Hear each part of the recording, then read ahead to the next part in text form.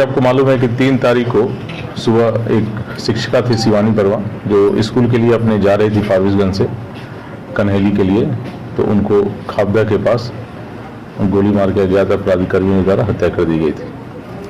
इस केस में उनकी बहन के द्वारा लिखित आवेदन देकर एक जो शिक्षक थे, उसी विद्यालय के शिक्षक, उनको नामजद करते हुए उनको संदिग्ध उन पर संदेह व्यक्त किया गया था कि इनके द्वारा ही पूर्व से परेशान किया जा रहा था, उसी में इनके द्वारा हत्या कर दिया गया है।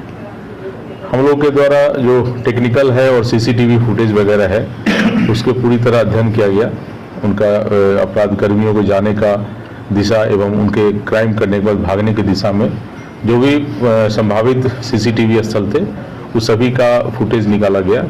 वो फुटेज का अवलोकन किया गया एवं पहचान करवाया गया। पहचान करने के क्रम में पहचान हुआ कि उसमें एक अपराध कर्मी को लोगों ने पहचाना और बताया कि ये मारूफ नाम का अपराध कर्मी है। मारूफ पेशर ताहिर, जो रामपुर का रहने वाला है, फारबिसगंज का, उसकी पहचान की गई। साथ ही साथ उसके साथ एक और मोहम्मद सोहेल पेशर फिरोज, रेफरल अस्पताल रोड, फारबिसगंज की पहचान की गई है। पहचान करने के उपरांत इन लोगों को गिरफ्तार किया गया है, अलग अलग जगहों से गिरफ्तार किया गया है।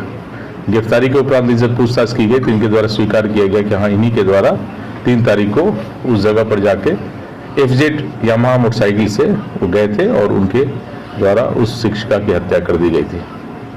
पूछताछ में मालूम चला कि इन्हें हत्या जो करना था वो किसी और शिक्षिका का करना था। वहीं खाबदा के बगल में ही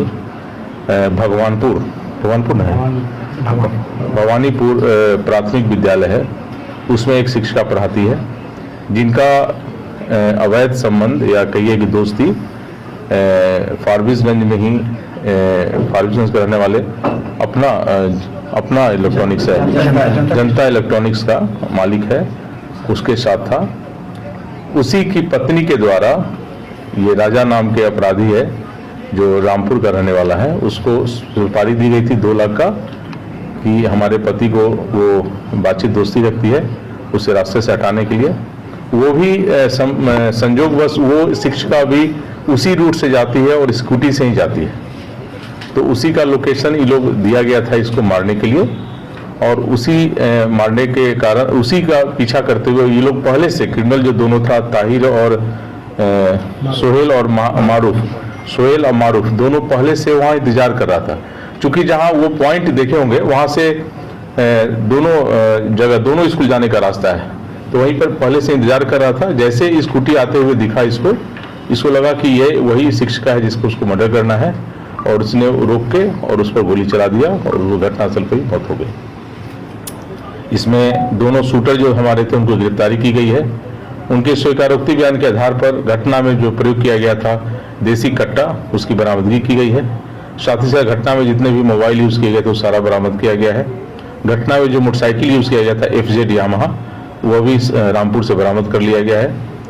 और वो जो FZ था वो भी किसी अन्य व्यक्ति का था, जो वहीं एक निजी अस्पताल में काम करता है, उसका मोटरसाइकिल था, जिसे मांग के ले गया था ये क्राइम करने के लिए।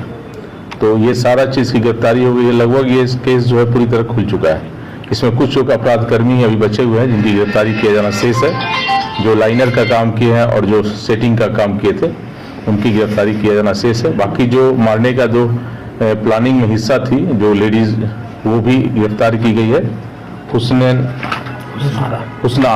हुस्न आरा पति मोहम्मद साकिर, उसकी भी गिरफ्तारी की गई है और इन तीनों को जेल भेजा जा रहा है।